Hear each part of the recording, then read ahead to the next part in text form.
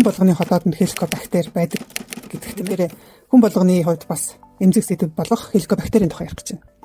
Тэгэхээр дэлхийн нийт хүн амын 50-70% нь хеликобактерийн халдвартай гэж мэдээлээд байгаа. За Монголд энэ тоон бүрч илүү 75-80% гэж үздэг. Тэгэхээр 5 хүн тутмын 3-4 энэ бактерийн халдвар авчихсан яваад амьдраад байх нь шүү дээ. Дэлхийн эрүүл мэндийн байгууллага энэ бактерийн нөлөөг, сөрөг нөлөөг бол маш өндрөөр үнэлсэн байдаг. Өөрөөр хэлбэл хотоодны хавдрыг үүсгэх шалтгаануудын нэгдүгээрт нь нэрмэлсэн оруулсан байдаг. Гэтэл яг бодит байдал дээр нийт хавдраар өвчлөж байгаа, хотоодны хавдраар өвчлөж байгаа хүмүүс бол ердөө хүн амын 1-3% л байгаа. Тэгэхээр үлдэж байгаа нөгөө 70-80% нь ягаад хавдарт шилжихгүй байгаа вэ гэхээр цаана нь бас нэг өөр шалтгаан байгаа гэсэн үг байна шүү дээ. Тэгэхээр эндээс харах юм бол хеликобактер бидний бодож байгаачлан тийм ч аимшигтай юм бол биш. Тиймээс тэгэхээр та шинжилгээ хийлгээд хеликобактерийн халдвартай гингүүтэл шууд эмийн санал очоод тэр хүчтэй эмнүүдийг аваад уух гэхээс өмнө энэ бичлэгийг нэг сонсоод үзээрэй. Бид нар ч өөрсдөө оюун ухаант хүмүүс шүү дээ. Тэгэхээр тэр жижигхэн өчүүхэн бактеритай арай ухаалаг аргаар тэмцгээд үтсэн дээр үстэй. За энд би яагаад ингэж хэлж байгаагаа дараагийн зүйлээр тайлбарлах гэж байна. За микробиологийн эцэг гэж нэрлэгддэг эрдэмтэн байгаа. Альва өвчнийг ялангуяа халдварт өвчнийг нэн үүсгдэг гэдгийг нээсэн ийм эрдэмтэн нас барахынхаа өмнөхөн ингэж дүгнсэн байдаг. Нэм бол өөрөө юу ч биш. Харин орчин бол бүх юм гэж хэлсэн байдаг. За энийг би тайлбарлая. Тэгэхээр бид нарыг тойроод хүрээлэн байгаа орчинд тэртээ тэргүү бүр хідэн тэр бум их наядаараа бактери байгаа. Бид нар тэрнээс бол ангид амьдрах ямар ч боломжгүй. Тэгэхээр бид нар бол өмнө нь ч гэсэнтэй энэ нянгуудтайгаа зэрэгцээд амьдарч ирсэн, одоо ч амьдарч байгаа, цаашдаа ч хамтдаа амьдрна.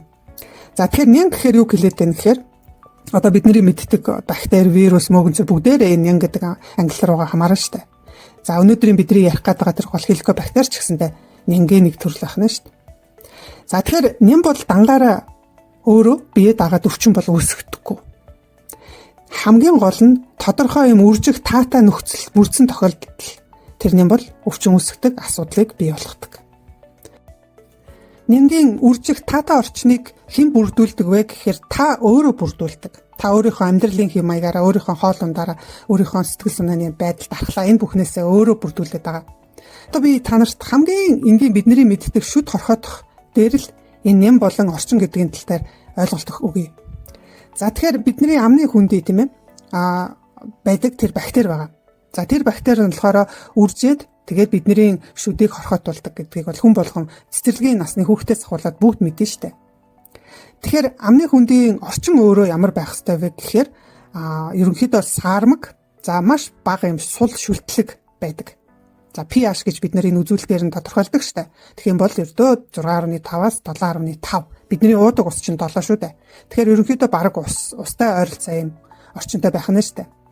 Тэгвэл бидний энэ шүдний одоо хорхоог үүсгээд байдаг тэр бактери болохоор бидний эзэн хоол хүнсэнд орж ирсэн ялангуяа чихэрлэг тэр хоол хүнсээр хооллолоод ийм хүчлэлэг бодис ялгаруулдаг.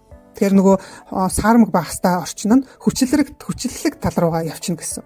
Тэгэхээр энэ хүчил өөрөө бактери нь биш. Тэр хүчлэлэг орчин нь шүдний паланг гэмтээгээд тэгээ явандаа цоолдог байгаа. Тэгэхээр энэ нь бол мэдээж нэг удаа биш тийм ээ. Дахин давтагдаад байгаа тохиолдолд шүд цоолно гэсэн үг шүү дээ.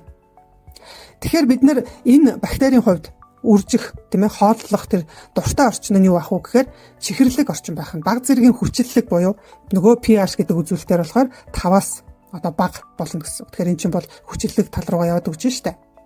Тэгэхээр бид нар яадаг вүлээ? Шүд угаа гэдэг тийм ээ. Өөрөөр хэлбэл юм эзнийхэн дараа ялангуяа чихэрлэг зүйлийг хэрэглэснийхэн дараа шүдэ угаа гэдэг нь нэгдүгээрт нөгөө ус хэрэглэнэ. Хоёрдугаарт бид нар оо хэрэглэж байгаа. За усад уугаасаа бидний амны орчныг буцаж саармаг орчинд нь оруулах гэж байна. Тэр шүдний оо гэдэг чинь өөрөө шүлтлэг чанартай штэ. Тэгэхээр шүлтлэг тэгээ саармаг орчин дамгаалаад ирэхээр нөгөө хүчлэг орчин чинь буцаад хэвийн байдалд орох боломж бүрддэг. Хүчлэг байдал нь багасна гэсэн үг шүү дээ.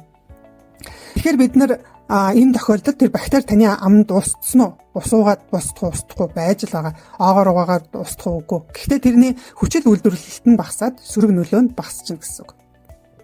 Тэгэхээр бид нар бол энэ тохиолдолд яасан бактеритай бол тэмцэх гэхээсээ илүү бактерийг цааш нь хүчил үйлдвэрлэхийг нь тэгээ үржих орчныг нь л бид нар арилгаад өгсөн гэсэн үг. Тэгээд цаашдаа дахиад таны бактери тэр амны бактери бол дахиад амдаа үлдэнэ гэсэн үг шүү дээ. Гэхдээ шүдийг гэмтэх хэрэггүй болсон байдаг. Тэгвэл одоо би танаас асууя. Яг энэтэй адилаар таны хотоодны хеликобактер байна уугүй юу тэр нэг чухал биш. Тийм ээ.